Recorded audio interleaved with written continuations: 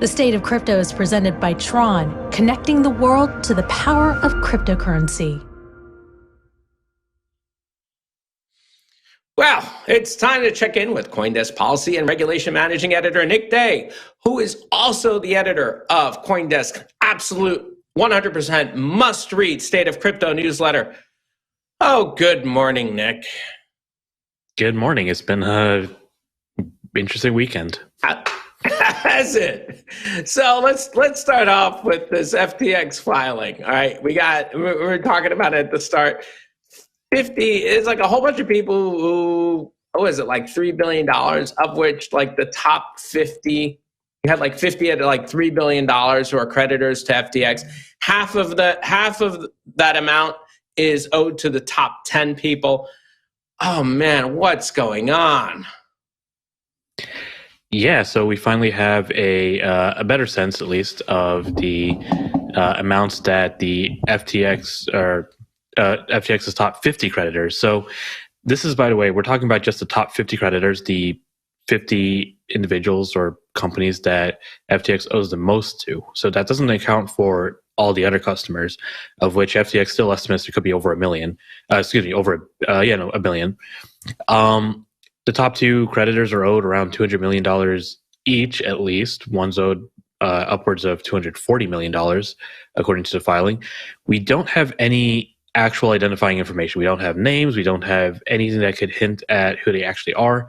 But if you look at the court docket, a lot of companies are starting to join the case as saying, hey, by the way, we might be owed money by FTX.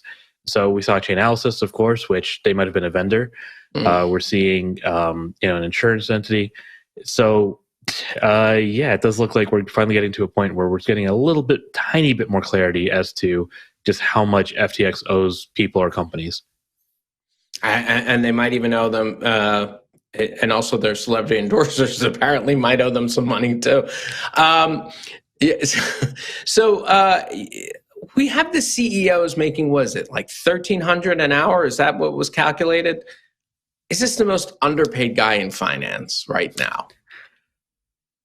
Yeah, and my understanding is high-powered lawyers could routinely charge for, well over that for significant cases. And this, I would say, is probably a pretty significant case. So I'm not entirely surprised that he's, being charged or being paid a hefty premium.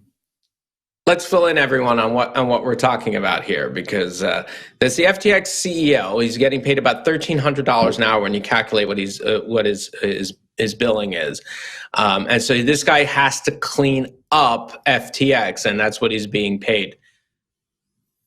Right. This is John Ray III. So this is the new CEO, not outgoing or former CEO Sam Bankman-Fried, to be clear.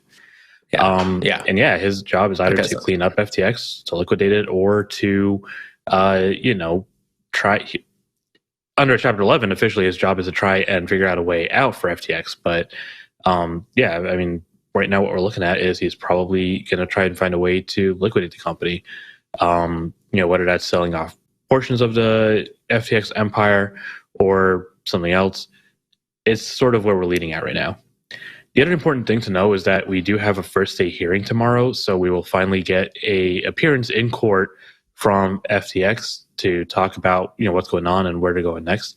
That'll be tomorrow at 11 a.m. Eastern. So obviously we'll be covering that, and we'll probably get a little bit, even a little bit more clarity as to just what exactly is going on and what FTX might actually have in terms of assets and liabilities. So anything else you're looking at besides FTX, or is this really just eating up 100% of your time? I got to think it's got to just, you have nothing else to, you can even focus on. Do you even eat at this point?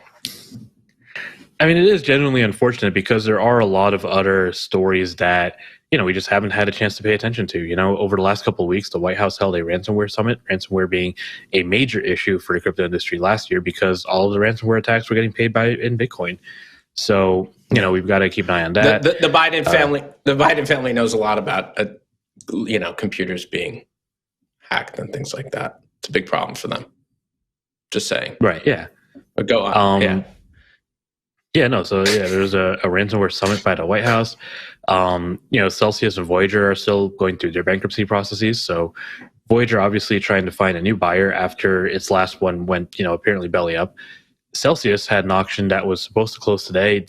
Deadline has been extended by 2 days, so the auction closes on Wednesday.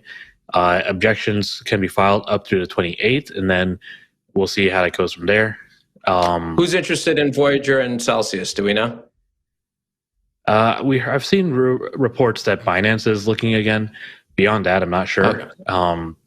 Obviously, I imagine that any entity looking to acquire assets or potentially a customer list probably going to be a little bit more skeptical now that the industry is in, I would say, a much rougher shape than it was a month ago when it was just the lenders that were bankrupt. So we'll see how this plays out, but it's definitely going to be a bit more of a I would imagine the bar is going to be higher to actually bid and win the bid to acquire these assets. Wow. So there's not much that you can't follow up with that. That I think that's it. This sounds like a real mess that we are going to be reporting for quite some time.